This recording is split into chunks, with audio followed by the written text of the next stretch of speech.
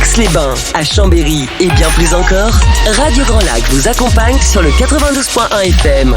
Cette émission vous est présentée par les fromageries Entrelac et Montagne de Saint-Ours et Trévignan et le comité interprofessionnel des vins de Savoie. Il y a du terroir sur la table. On goûte et on déguste sur Radio Grand Lac avec Hilde.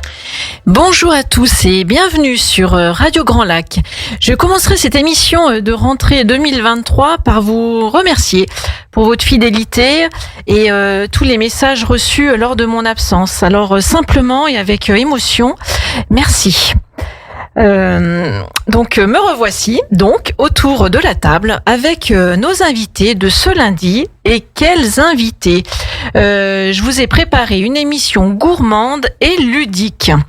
Gourmande car le chocolat s'invite sur Aix-les-Bains avec une maître chocolatière et ludique par un chef connecté qui nous livre ses recettes gratuitement sur le web. Je vous présente donc Cyril Davies de Recettes Minutes. Bonsoir Cyril. Bonsoir. Et Juliette Néveau des chocolateries Juliette Néveau de la Motte Servolex. Je rigole, mais bon, il faut un petit peu d'humour, n'est-ce pas, Juliette? Bonsoir. Bonsoir. Donc Juliette Néveau, je disais, de la Motte Servolex et d'Aix-les-Bains. Oui, parce que Juliette maintenant est sur Aix-les-Bains. On va tout savoir. Donc on va commencer justement cette émission. Il y a du terroir sur la table avec le chocolat et celui de Juliette Néveau qui est maître chocolatière. Quelle ascension, Juliette Néveau. Bravo, nous te félicitons en tout cas tous à Radio Grand Lac. Merci. Bravo. Merci beaucoup. Et on peut reprendre un petit peu justement ton histoire, ton parcours, même Juliette, ce qu'on t'a déjà reçu, notamment justement pour le début de la chocolaterie sur la Motte, sur les salons que tu fais, ton talent. Et donc on va reprendre un petit peu, d'où tu viens, puisque tu n'es pas originaire de notre Savoie. Eh oui, je suis originaire, j'ai envie de dire, d'un peu partout. J'ai beaucoup déménagé, mais d'origine, je suis bretonne. C'est souvent au final ma référence, puisque je me suis jamais trop fixée à un seul endroit. Mm-hmm. Et puis voilà, bouger aussi à l'étranger, en Chine. Donc oui, c'est vrai que tu as beaucoup voyagé, tu nous le disais aussi lors des précédentes émissions. Oui. Donc des voyages qui t'ont inspiré, justement, au niveau de tes créations. Les voyages, c'est vraiment ce qui forge de nouvelles idées, là où on découvre pas mal de nouvelles choses, de nouvelles saveurs, très inspirantes par la suite, puis de façons de vivre qui sont totalement différentes des nôtres. Mm-hmm. Et puis qui permettent de voir le monde avec un peu plus de recul. Oui. Et ça aide beaucoup pour la créativité. Ça aide beaucoup. Cyril Davies qui vient d'arriver. J'ai imité ton bonsoir tout à l'heure et on a éclaté un petit peu. pris dans les bouchons, et oui. Bonsoir Cyril. Bonsoir Hilde, bonsoir Juliette. Bonsoir. Je crois que ton micro est pas branché, mais notre technicien Jean-Pierre va arriver incessamment sous peu. Voilà, ces choses faites. On est en direct sur Radio Grand Lac ce soir. Il y a du terroir sur la table et c'est vraiment du direct. On retrouve également sur YouTube après en replay. Donc bonsoir Cyril Davies, Recettes Minutes TV. Bonsoir Hilde, comment ça va? Ça va bien et toi? Ça va, impeccable. Je te présente Juliette Néveau, qui est donc chocolatière. Salut Juliette. À la Motte Servolex, maître chocolatière et à Aix-les-Bains justement depuis peu. Depuis peu. Donc on démarre l'émission avec Juliette on vient juste d'attaquer, donc c'est impeccable. Tu vas pouvoir suivre comme tu aimes le faire, avec ta curiosité. Le parcours de Juliette, donc qui n'est pas savoyarde, comme elle le disait, elle est bretonne. Ah, bienvenue. Merci. Ça fait un petit paquet d'années maintenant que je suis dans la région.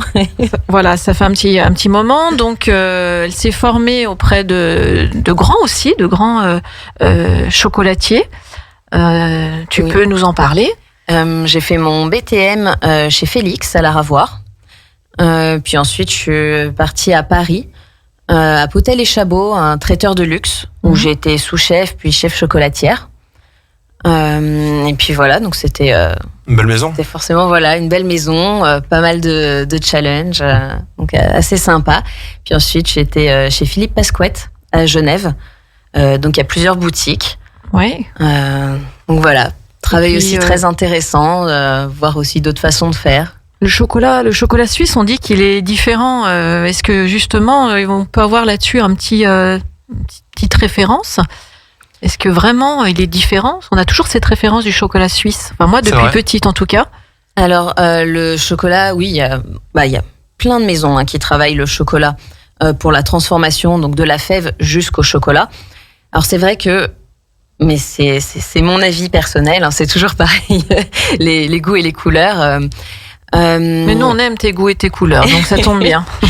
J'ai eu quand même quelques coups de cœur pour pas mal de chocolats suisses qu'on trouve pas dans le commerce de tout le monde. Voilà, c'est vraiment. Oui, c'est vrai qu'on peut le dire chez les professionnels, il y a plusieurs marques, des identités identiques. Il y en a pas 50 000, ça va être, on peut les citer, Valrhona, Barry, Feldschlin pour la Suisse. Pour la Suisse.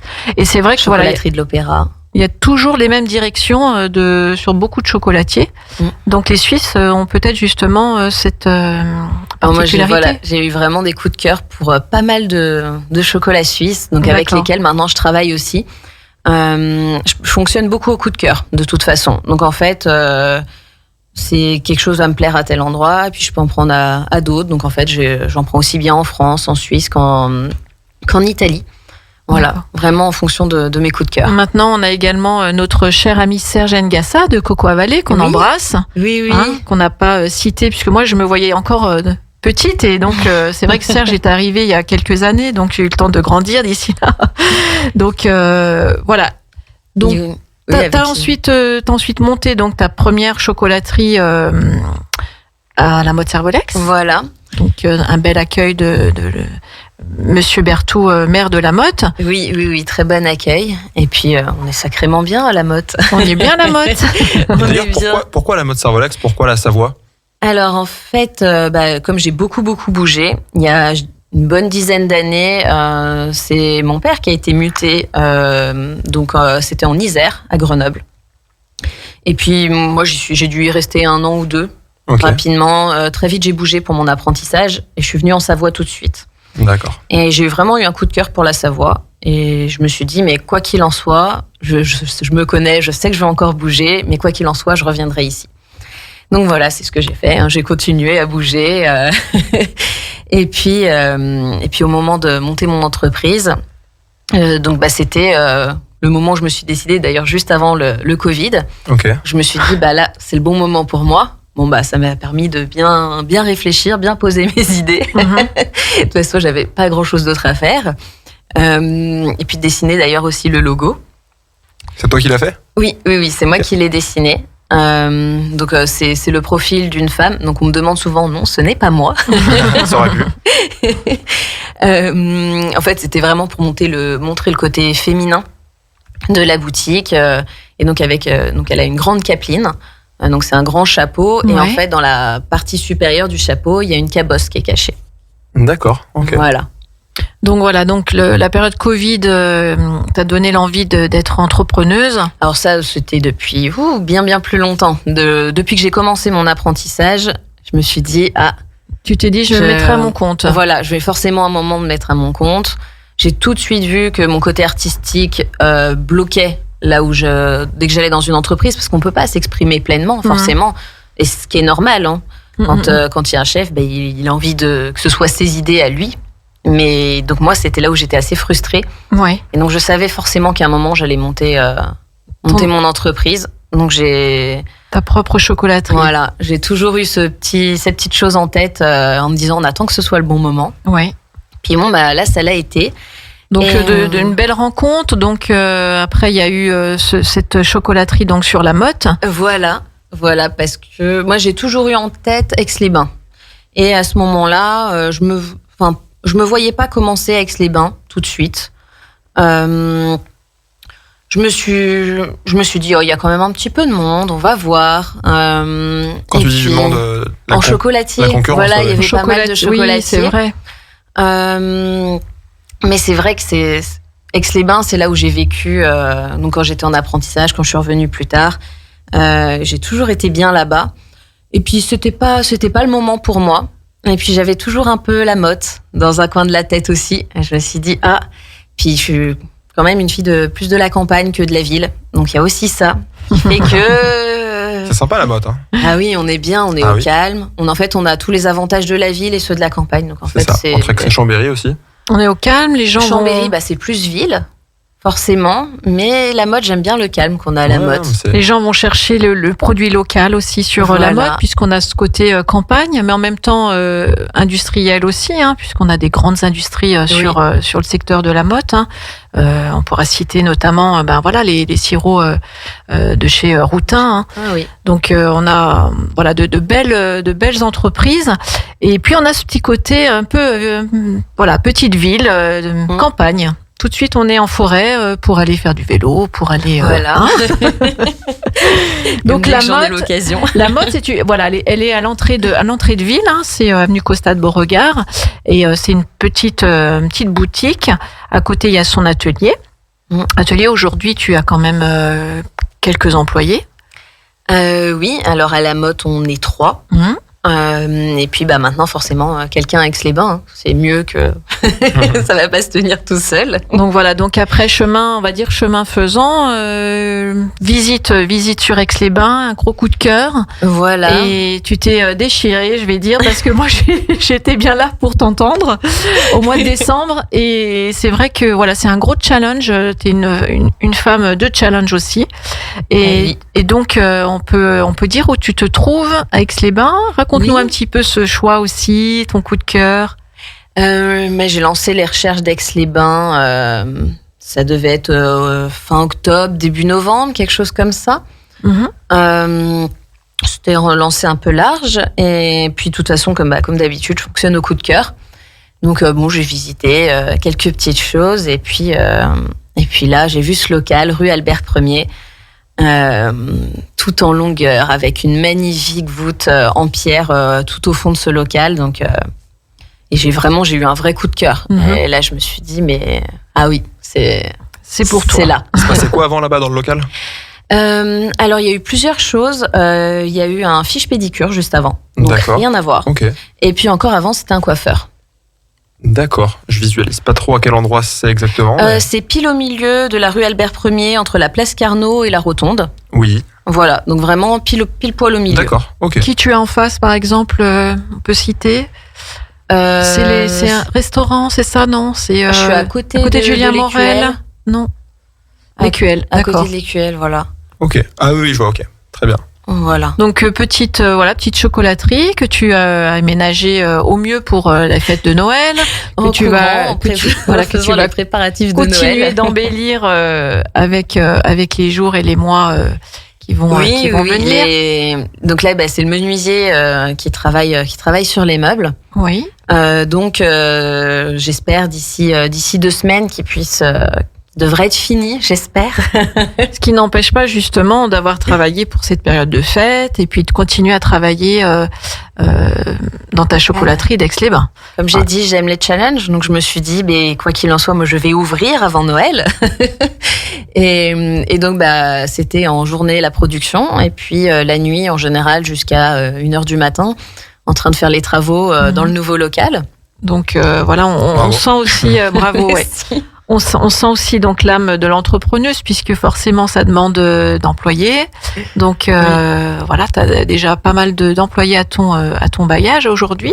Donc bravo pour ça, parce qu'il faut mener cette barque qui n'est pas toujours évidente de nos jours. Donc et si on parlait un petit peu justement de tes chocolats, de ce que tu fais comme chocolat, voilà. Mets-nous un peu l'eau à la bouche pour qu'on vienne te voir, que ce soit à Aix-les-Bains ou à la Motte. Mais à la Motte, il y a déjà tes habitués, donc à Aix-les-Bains. J'aime bien travailler les chocolats de façon assez fine. Donc, ils sont sous forme de petits carrés. Et puis, ensuite, c'est travailler les textures, les parfums. Donc, par exemple, avec des infusions. Je pense à la menthe fraîche. Donc, c'est vraiment une infusion de menthe qu'on fait. Travailler avec des produits naturels.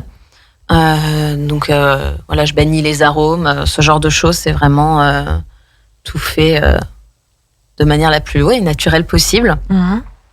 Donc en ayant des textures, j'aime bien pour les ganaches qui soient très onctueuses. Et puis après, j'aime bien m'amuser sur des parfums un petit peu originaux. Oui. Donc plus ou moins. Donc on peut par exemple retrouver la fraise basilic, la poire ananas, et puis en bien plus original. Les bleuets aussi, non? Tu avais fait quelque chose avec des fleurs. Oui, pour une tablette, fleurs et cranberry. Donc c'est des fleurs de bleuet. Et puis le piment d'Espelette, un praliné amande, piment d'Espelette et graines de pavot. Sympa. Voilà, c'est pareil, si on part dans les très originaux, il y en a un au poivre rouge de Madagascar.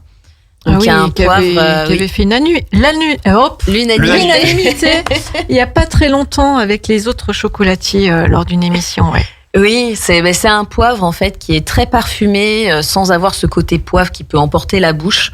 Donc, qui est assez intéressant à travailler. C'est vraiment pas un poivre qui est courant. Qui est différent de la baie rose ou très différent. Au visuel.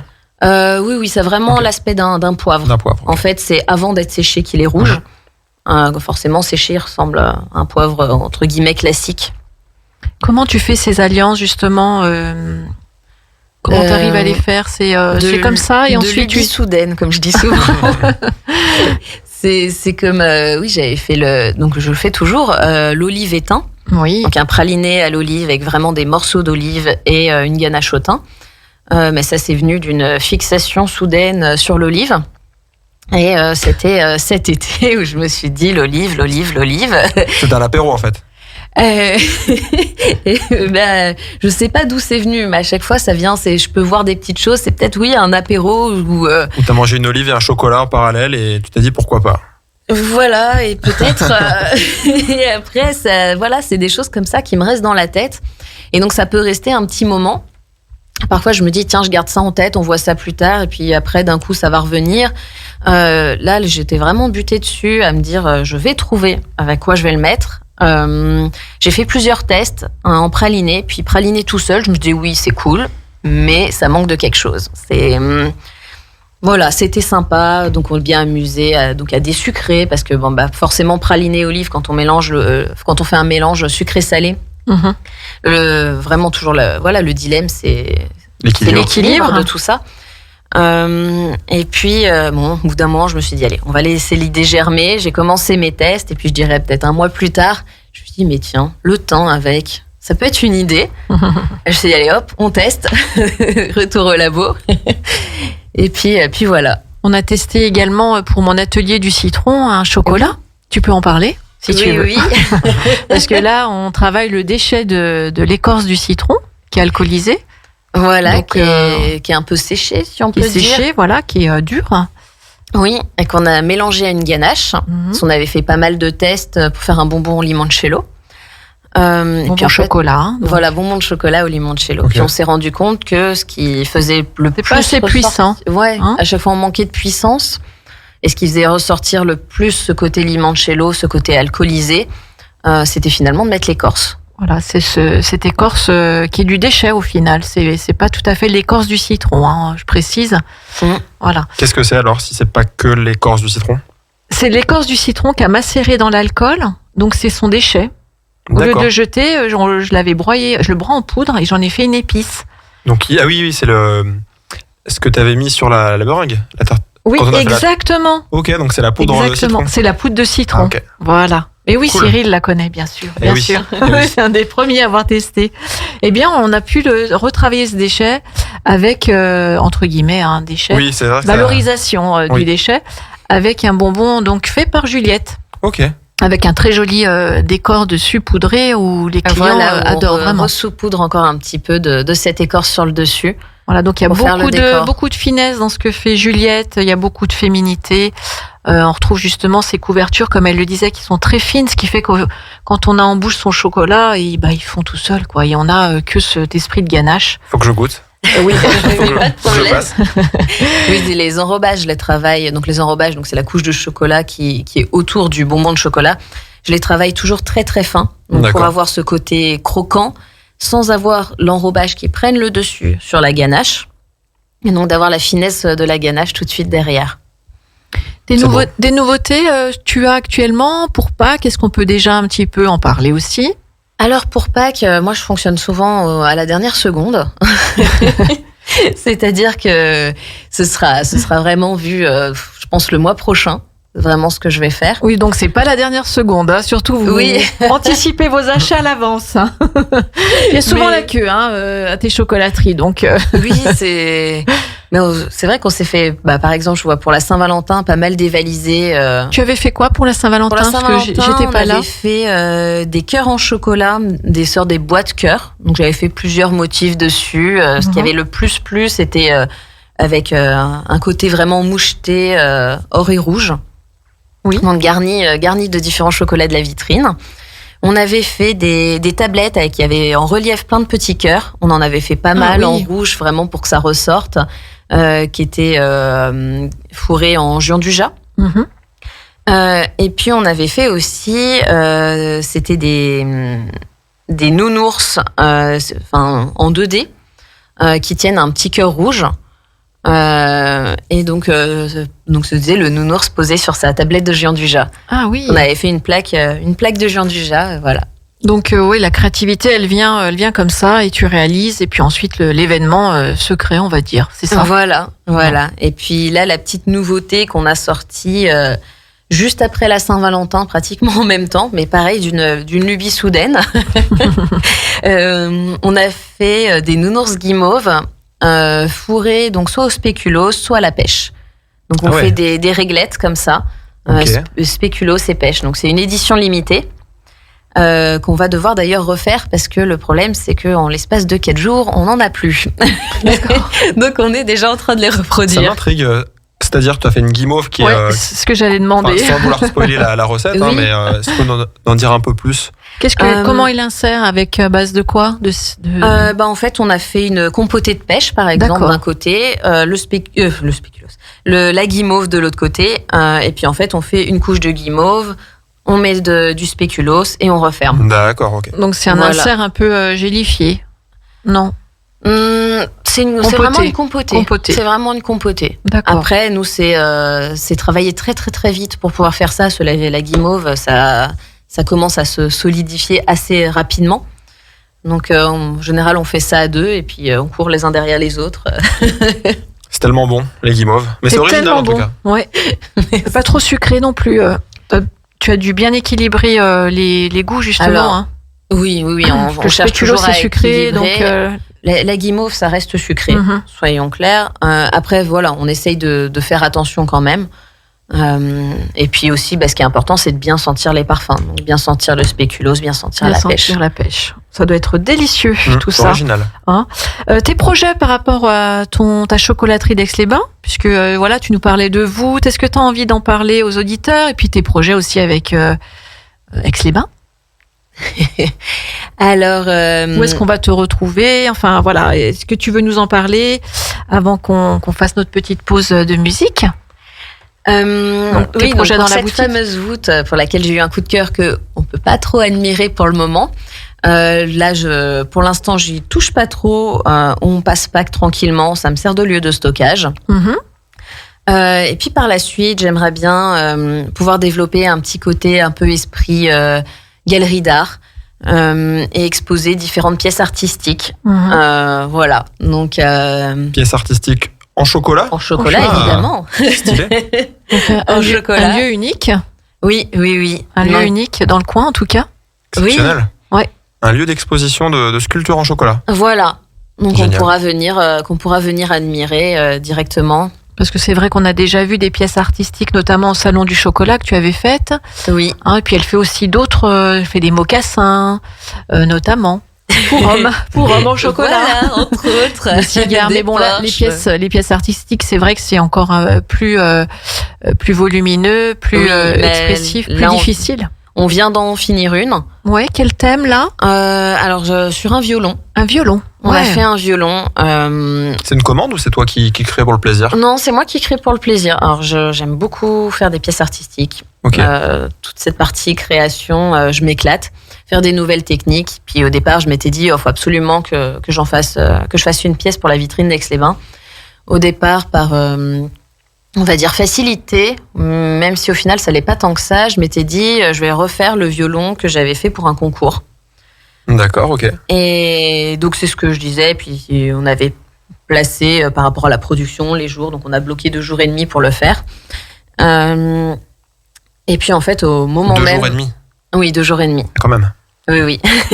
Alors après, en parallèle, forcément, on a d'autres petites choses à faire, mais oui, quand même 2 jours et demi. Oui, ça prend beaucoup de temps. Ça prend beaucoup de temps. Dans le métier, on connaît très bien Amaury Guichon, qui est vraiment le summum de la pièce artistique. J'osais pas en parler, mais... Je n'oserais pas me comparer. Non, mais ça permet aux auditeurs de voir ce qu'est vraiment une pièce artistique aussi. Oui. Et on se rend pas compte, oui, c'est particulièrement long. Et puis en fait, il y a toute une partie à côté où on prépare nos patrons, où on se dit, bah tiens, on va tester de telle façon, de telle autre. J'aime bien tester de nouvelles techniques. Mais bon, ce qui s'est passé, c'est que voilà, le jour même, au moment où je dis, on lance le truc, et je dis non, si je lance ce fameux violon, en fait, je vais m'ennuyer parce que je l'ai déjà fait. Il n'y a plus aucun intérêt pour moi de le faire, et en fait, j'ai pas envie de le faire, tout simplement. Mais j'avais quand même toujours cette idée de violon à faire, que je voulais faire totalement différemment. Et puis, donc partie sur une idée de faire un violon qui sort d'un autre violon, en fait. Ok, donc 2 violons. Comme si il muait, il sortait de sa peau. Voilà. Pour avoir quelque chose de plus majestueux. Donc on a un esprit d'un violon un peu cassé, fait brûler. Et puis avec cet autre violon or qui sort au milieu. Ah, c'est beau. Donc on sent cette créatrice dans l'âme, l'artiste. Juliette Néveau. D'autres projets sur Aix-les-Bains ? Eh bien, il y aura le salon du chocolat. Oui, notre salon du chocolat qui a lieu au mois d'octobre. De 14 et 15 octobre. Donc on te retrouvera sur ce salon, comme on t'a déjà retrouvé, donc on te retrouvera aussi à l'antenne. En tout cas, tu sais que tu es la bienvenue quand tu veux. C'est gentil, merci. D'autres petites choses à nous ajouter Moi, j'ai une petite question. Est-ce que il y a des températures que tous les passionnés de chocolat devraient savoir? Par exemple, quand tu fais une création, une sculpture, est-ce qu'il y a une température un peu qu'on doit savoir pour du chocolat de sculpture? Je repose 2 fois la même question, mais je pense que tu as compris. Alors après, tout dépend. C'est le travail de chocolat, si c'est l'ambiance dans laquelle on le travaille. Nous, on travaille donc constamment avec la climatisation. D'accord. En fait, on doit être aux alentours de 18-19 degrés. Ok. Donc, à savoir que les machines ont tendance à chauffer la pièce. C'est aussi pour ça que on a quasiment tout le temps la climatisation pour s'assurer cette bonne température. Mais le chocolat en lui-même, est-ce qu'il y a des températures de fonte bien spécifiques? Oui. C'est plus ça que je voulais savoir en termes de température. On fait à chaque fois des courbes de température. Ouais. Donc chaque chocolat a vraiment. Voilà, le chocolat se travaille sous courbe de température. Donc le chocolat noir, il a tant de degrés. Voilà. Sous 3 formes différentes.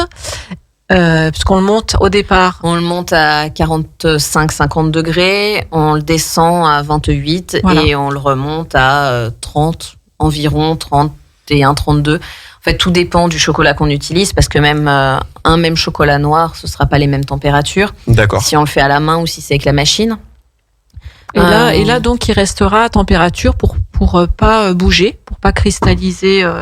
Voilà. Et donc, on travaille à cette température tout le long.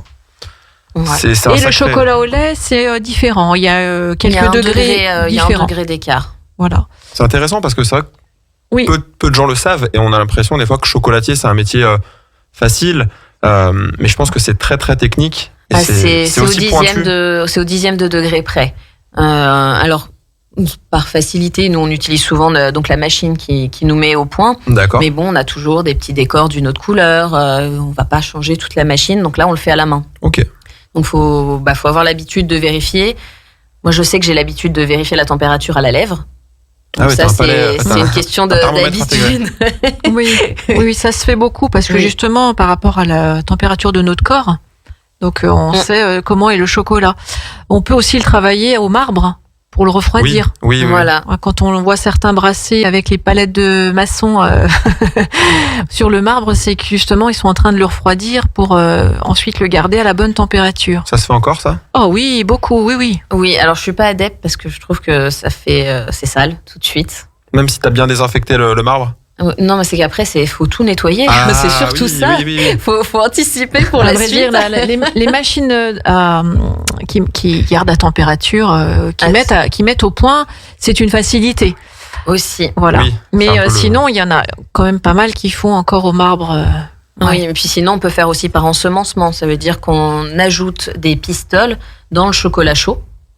Pour qu'il redescende. Voilà, donc ça Aussi, va le ouais. faire redescendre en température. C'est Ok. vrai. Voilà. Mais le métier de chocolatier, c'est pas un métier facile, je trouve. Et en plus, quand on est créatrice comme l'est Juliette, franchement, chapeau, quoi. Ah, bah Voilà. c'est clair. Moi, Donc, elle est toute jeune et on a J'applaudis. encore plein de projets. Et donc, on peut rappeler ton nouvel établissement et on te félicite sincèrement à Radio Grand Lac et nous-mêmes personnellement de ton parcours. Donc, si tu veux rappeler l'adresse, Aix-les-Bains. Donc on est au 9 rue Albert 1er, donc la rue piétonne qui est parallèle au casino, pile entre la place Carnot et la Rotonde. Voilà. Donc, Cyril, tu sais tout sur Juliette. oui, ou presque. Mais Juliette ne sait rien sur toi, donc on va te recevoir et tout connaître. On aura également Raphaël, ton réalisateur, Oui.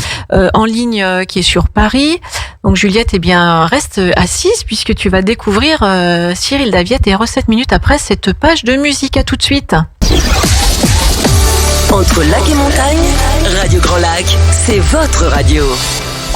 Cette émission vous est présentée par les fromageries Entrelac et Montagne de Saint-Ours et Trévignan et le comité interprofessionnel des vins de Savoie. Il y a du terroir sur la table. On goûte et on déguste sur Radio Grand Lac avec Hilde.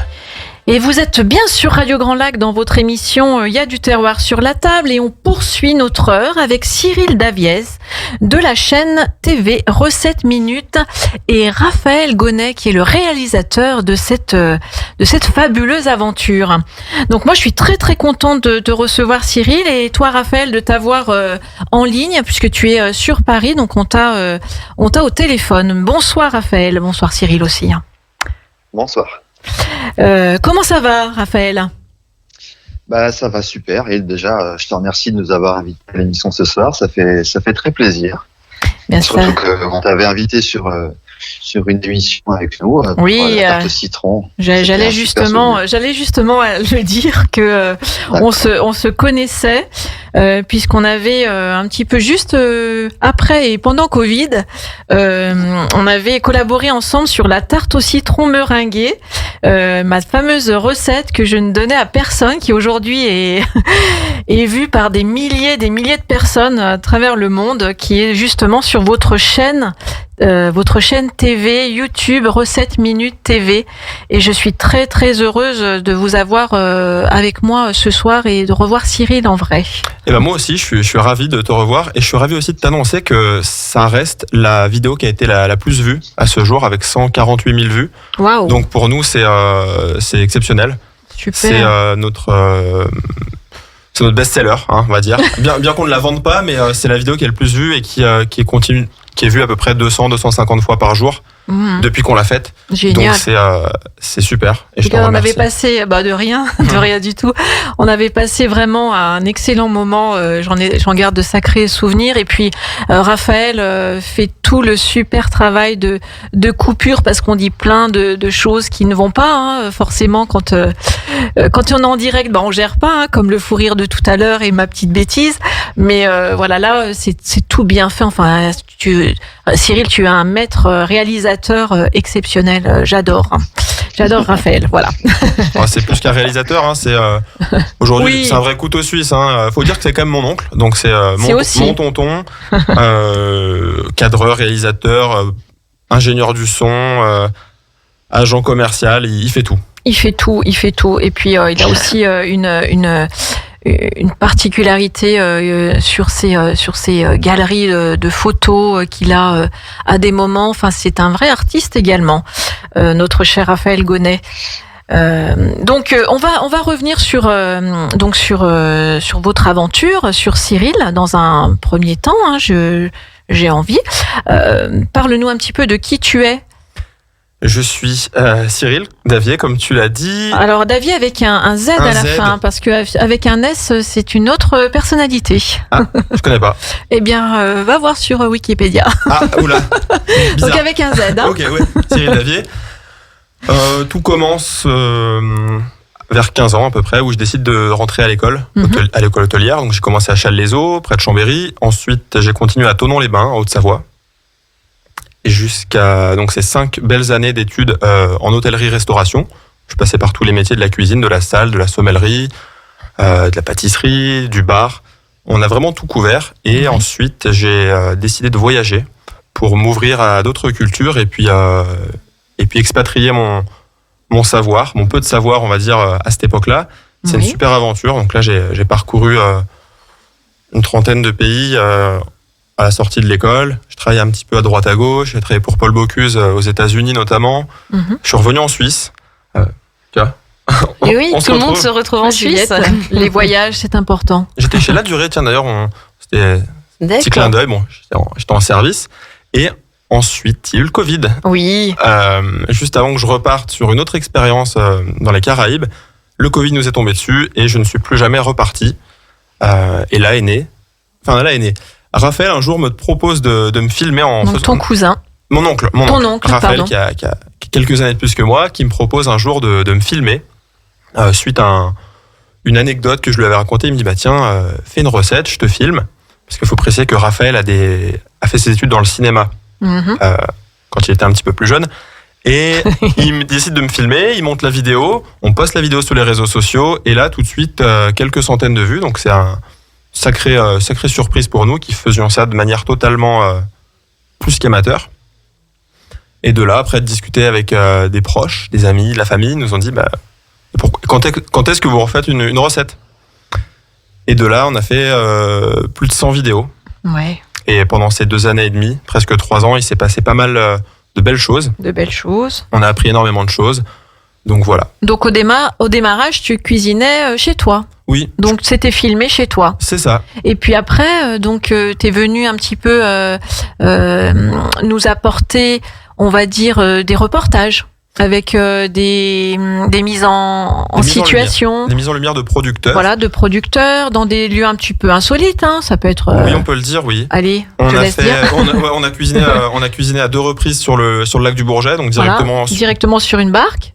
Sur une barque, sur un bateau aussi de la compagnie du lac. Le poisson fraîchement pêché. Donc ça, c'était quelque chose d'assez exceptionnel. On a cuisiné également dans des magasins. Oui. Pour des lancements de produits. On a cuisiné aussi... on a fait des visites au Moncel, producteur d'escargots, un producteur de truites également. Dans une ferme ? Oui, un élevage. On cuisine aussi sur des salons, des fois de temps en temps. On cuisine un petit peu de partout, en fait. Si tu as envie de citer des personnes, tu peux. Il n'y a pas de problème sur Radio Grand Lac. Donc voilà, on a cuisiné un petit peu partout. Et aujourd'hui, on cuisine en studio à Paris. Donc on est monté en gamme. Alors voilà, là c'est la continuité donc de cette aventure avec Raphaël, donc qui est sur Paris. Ce qui s'est passé, c'est que à force de faire des vidéos, de produire, de monter en qualité, on a été sollicité par des marques. De là, on a fait des collaborations et on a dû forcément passer un stade. Voilà, donc développer. Donc on a acheté du matériel plus performant, dernier cri, et on tourne dans des lieux professionnels pour avoir une qualité de tournage optimale. Donc c'est récent, c'est les dernières news, de la chaîne. Donc on a baissé en cadence. Avant, faut dire qu'on produisait une vidéo par semaine, en plus de nos 2 activités respectives. Donc c'était un travail assez conséquent. Assez conséquent, oui. Ça prend énormément de temps. Hein. Et oui, entre la préparation, l'écriture, la recette. La travailler, retravailler, le tournage, le montage, la diffusion, enfin c'est beaucoup de travail, bien qu'on ne pense pas. Beaucoup de gens disent c'est facile, tu te Il vous filmes. faut combien de temps à peu près pour faire une vidéo comme ça? Pour faire une vidéo de 5 minutes, on se pose en général 2 heures pour écrire le scénario. Ensuite, la recette, si je la connais par cœur et que c'est quelque chose que je maîtrise depuis ma plus tendre enfance, j'ai pas de préparation, donc on tourne en direct, on va dire. Sinon, je la fais 1-2 fois. Si c'est par exemple quelque chose qu'on m'a demandé de travailler, etc. Donc ça peut une demi-journée de travail, plus une demi-journée de tournage, une journée de montage. Donc tu vois, t'es à 2 jours, 2 jours et demi pour une vidéo. Donc ce qui est conséquent, comme tu le dis. Et puis on va juste revenir sur cette chaîne culinaire qui est à l'origine donc de cette autre aventure qui vous attend, plus on va dire plus professionnelle maintenant. Je sais pas si je peux le dire. Oui, tout à fait. D'accord. Carrément. Donc c'est une chaîne culinaire qui s'appelle Recettes Minutes TV qu'on retrouve donc sur YouTube. Oui. Puis ensuite vous avez créé un site internet. C'est ça. Très très bien fait. Merci. Bravo. Oui, très bien fait. On peut y retrouver tous vos reportages. Les reportages, les recettes sucrées, les salées. recettes sucrées, salées, voilà. Faut nous contacter aussi via ce site internet. Donc aujourd'hui, on va dire que tu t'es centré sur cette profession. Exactement. On peut le dire. J'ai complètement non, parce que c'est assez lié à ce que je faisais avant. J'ai laissé la restauration pour me lancer dans l'audiovisuel. Donc on va dire qu'aujourd'hui, tu es un chef cuisinier présentateur de chaîne culinaire. C'est ça. On peut le dire. Coproducteur de contenu, donc dans le sens où je fais les recherches sur les recettes et puis après on travaille aussi sur des scénarios, sur des idées originales. Enfin, Raphaël peut en parler. Ouais, Raphaël, tu prends l'antenne, tu me relais. Tu nous dis un petit peu, Oui. tu nous as bien. On peut citer quelques chiffres clés en fait, parce Oui. que c'est vrai qu'en 3 ans, on a vu une évolution avec le nombre d'abonnés.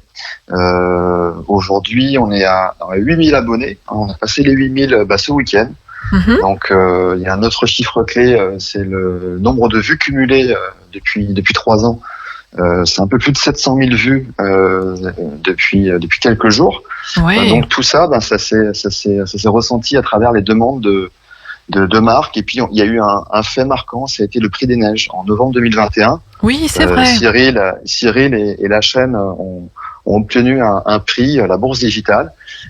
C'était un prix de 3 000 € qui était donné par le Crédit Agricole des Savoies, donc qui sont devenus un partenaire majeur de nos productions, puisque aujourd'hui, c'est devenu un client.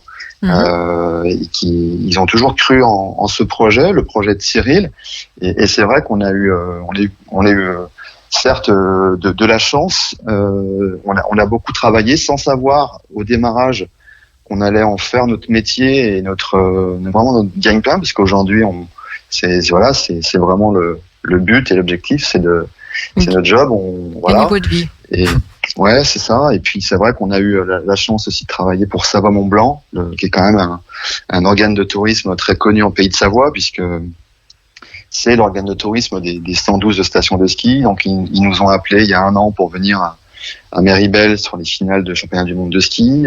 Cyril a travaillé sur le stand de Savoie Mont Blanc. Du coup, il a fait la recette de la fondue. Et puis là, dans quelques jours, on est présent à Paris au salon d'agriculture sur le stand de la Savoie.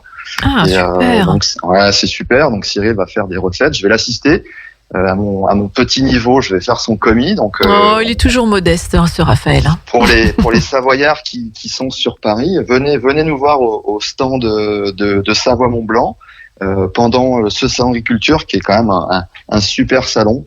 Et on est très très content d'y être. Voilà. Moi, je suis très très contente de votre ascension aussi à tous les deux. Vraiment, bravo. Donc, allez au salon de l'agriculture, allez rencontrer Cyril, qui est aujourd'hui c'est notre petite star ce soir. Ouais, tu sais que moi j'ai un tablier que je mets à la boutique, à l'atelier du citron. Ah oui, c'est vrai. Oui. Je dis rien. Quelle couleur Il est bleu marine. Ce fameux souvenir de. Je suis content que tu l'aies gardé. Eh bien, je le mets et puis pour l'instant, personne ne m'a rien demandé, mais je vais un petit peu promouvoir. Garde-le de côté, on sait jamais. Je le garde bien. Mais c'est vrai que j'avais oublié de dire, Raphaël, merci. Je fais aussi des animations culinaires sur stand. Donc là, on va au salon de l'agriculture. On sera présent 4 jours. Donc ça, c'est super. Enfin, moi, je suis fier d'être sur le salon, mais je suis surtout fier d'être de représenter Savoie Mont Blanc. Oui. Parce que c'est une marque. C'est une entité locale. Je pouvais pas aller sur un stand plus représentatif que ça. Oui. Donc maintenant que j'habite à Paris, me déplacer au Parc des Expos pour rejoindre Savoie Mont Blanc, c'est quelque chose qui est formidable. On était au CIRA également sur le Crédit Agricole des Savoies. C'est vraiment des entités avec qui j'ai envie de collaborer. On va être également au Cibel au mois de mars, au mois de mars. Pour la Feria des Cimes. Pour un événement. Un gros événement rugby. Ouais. Là, on va cuisiner à 2400 mètres d'altitude sur des barbecues, donc ça va être quelque chose de super. Je suis content de sortir du studio parce que des fois, on voit pas le jour en fait. Et puis vous rencontrez des gens aussi, Oui. le public. Enfin, je veux dire, c'est comme dans toute activité. Hein, nous, on le remarque en tant que commerçants, artisans. On puise aussi notre énergie avec les retours des gens. Ouais, clairement. Oui, tout à fait. Ce qui est dur dans le digital, puisque Et oui, tout à fait. c'est des relations qui sont On le voit en nombre digitales. de vues. Oui, mais des fois il y a des commentaires un peu piquants, donc faut s'y faire. Mais ça fait partie de l'aventure. Ça fait partie de l'aventure, oui, c'est vrai. Et puis bon, c'est des petits pourcentages, souvent c'est de la jalousie, donc on sait aussi à quoi s'attendre. Quand on connaît les acteurs de cette chaîne, en tout cas, on peut pas donner des pics, on peut que donner des fleurs. Les roses. Ou les roses, qui ne piquent pas, bien sûr. Et Raphaël, donc tu suis donc Cyril, tu as d'autres projets, toi? On peut aussi en parler si tu en as au niveau de ta photo, tout ça, parce que tu as un talent aussi qui est assez fou. Eh ben, écoute, merci de me tendre la perche. Bah là, tout de suite, mon actualité. Moi, j'ai fait une publicité pour un magasin alimentaire de Saint-Alban-l'Est, qui est le marché savoyard. C'est une pub qu'on verra au cinéma Le Pâté tout le mois de mars. D'accord. Donc c'est quand même un pied dans l'alimentaire pour ce magasin qui vend des produits frais.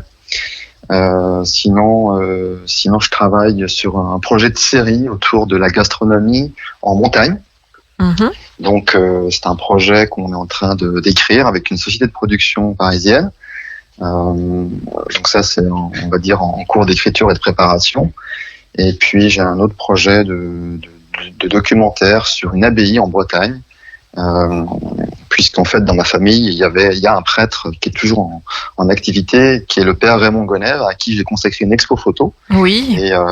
Et du coup donc mon oncle est missionnaire en Algérie depuis un peu plus de 50 ans, et j'avais fait un reportage photo sur lui et une exposition qui lui est dédiée, qui fait le tour de France. Oui.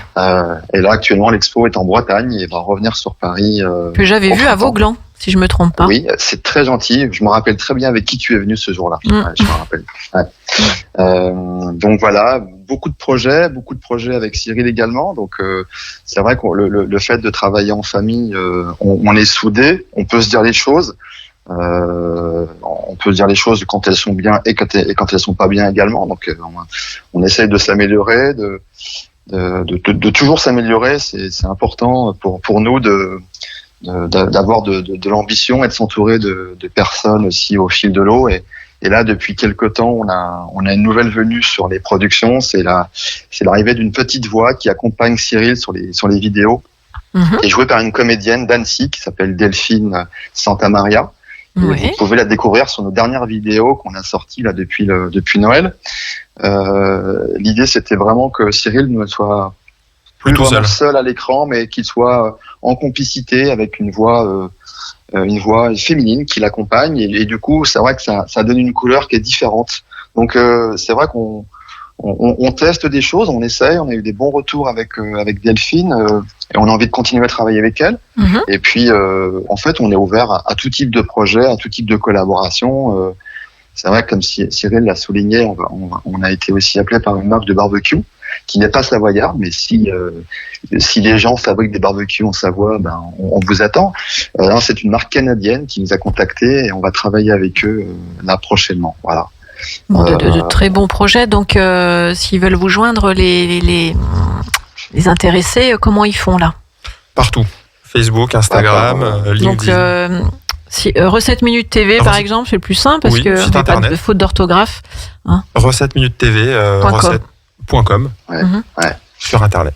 Alors, on va revenir, si c'est bon avec toi, Raphaël, j'aurais aimé revenir sur le choix des produits locaux avec Cyril. Bon, si tu veux intervenir, il n'y a pas de souci, tu peux. Okay. J'aurais voulu voir cette partie un petit peu, parce que notre émission, il y a du terroir sur la table. On met en avant nos acteurs locaux, nos acteurs du territoire, producteurs, agriculteurs, viticulteurs, commerçants, artisans, commerçants un petit peu moins parce qu'il y a une émission qui est plus là-dessus, mais voilà, artisans. Et donc, comment tu vas choisir justement ces produits? Alors, je remarque qu'il y a beaucoup de produits locaux, notamment Schmeidozer, qu'on avait reçu. J'ai vu qu'ils étaient aussi en logo sur ton site internet. Il y en a plusieurs qu'on a reçus qui sont en logo sur ton site. Comment tu les choisis tes produits? Alors, je les choisis au feeling. Je marche au feeling. Un peu comme Juliette, comme alors. Juliette, ouais. Et puis sur cette jeunesse. Déjà ce que je connais, c'est-à-dire qu'il y a des magasins de producteurs où je me rends de par mes parents, grands-parents que je connais, donc à la mode Sarolex où j'aime bien aller, à Drumettaz également. Mm-hmm. Donc déjà, j'ai cette sensibilité aux produits. Moi, je dis de paysans parce que j'ai pas honte de le dire. Ma famille était paysan, donc des gens qui savent ce qu'ils font, respectueux. Donc dans ces magasins, ça peut être des fois sur les réseaux sociaux, on voit des produits passer, on a envie de tester, on goûte. Voilà. Donc ensuite vient tes recettes, où les puisses-tu aussi? Les recettes, partout. Je les puise dans des livres de cuisine. Alors il y a des recettes un petit peu phares, comme là, ce soir tu nous as amené des bugnes moelleuses, donc les bugnes lyonnaises. C'est ça. Tu as des recettes phares comme la tarte citron, comme certaines recettes qui sont assez phares pour pouvoir faire une vidéo et puis créer du buzz sur les réseaux. Du buzz non, puisque c'est des recettes c'est des recettes recherchées. Donc par exemple là les bugnes, puisque demain c'est Mardi Gras, j'essaie de poster aussi avec la saisonnalité. Oui. Donc ça c'est une recette. Ma mère elle sait faire deux choses, les bugnes et le biscuit de Savoie. D'accord. Donc elle me les a transmises. Oui. Deux recettes qui marchent plutôt bien sur la chaîne. Mais des fois je fais des recettes un peu plus créatives. Par exemple j'avais fait un ceviche de Lavaret. C'était la rencontre de la passion de mon père pour la pêche. Oui. Donc un poisson local, le Lavaret, du lac du Bourget. Et mon voyage au Pérou. Donc voilà, j'avais mixé les deux et je m'étais dit tiens pourquoi pas faire une recette de ceviche de Lavaret. Un jour j'avais été appelé pour faire une vidéo sur la pomme de Savoie qui est une IGP et j'ai cherché à l'associer, donc j'ai fait plusieurs tests et puis c'est le magret de canard qui s'y est j'ai trouvé que c'était sympa. D'accord. Je trouve que c'est sympa. Alors des fois on n'a pas de produit en local comme le magret de canard, mais j'essaie d'avoir une sensibilité au territoire. Après, il y a des inspirations de tes voyages aussi. Oui, beaucoup.